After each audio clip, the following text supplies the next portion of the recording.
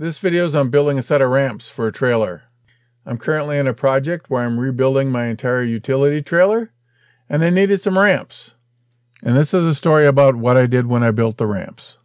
Went over to Ace Hardware and got the Keeper 05674 ramp kit.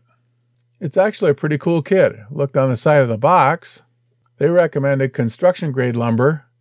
Well, mine are going to be outside most of the time, so I opted to go with pressure treated lumber.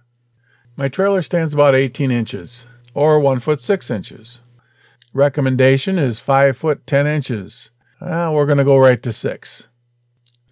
So after leaving Ace Hardware with my ramp kit, I stopped off at Home Depot. And actually by buying a 12-foot piece of 2x8 and having them cut it in half, now I got 2 6-footers. Just what I need for the ramps.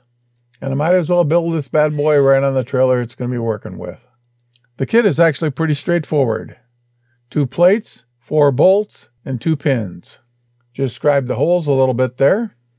Drilled them out. I was ready to put on the plate. The bolts in this kit are 5/16 inch carriage bolts. Lined up the plate with the 2 holes I had made. Snugged the carriage bolts up with a socket set and torqued them real good. Then all I had to do is repeat the process a second time, and there we go. 2 nice ramps.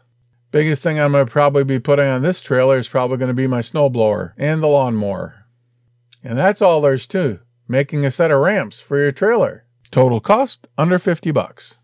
I hope this video has been helpful. If you have any comments, leave them down below. And if you like these videos, please subscribe.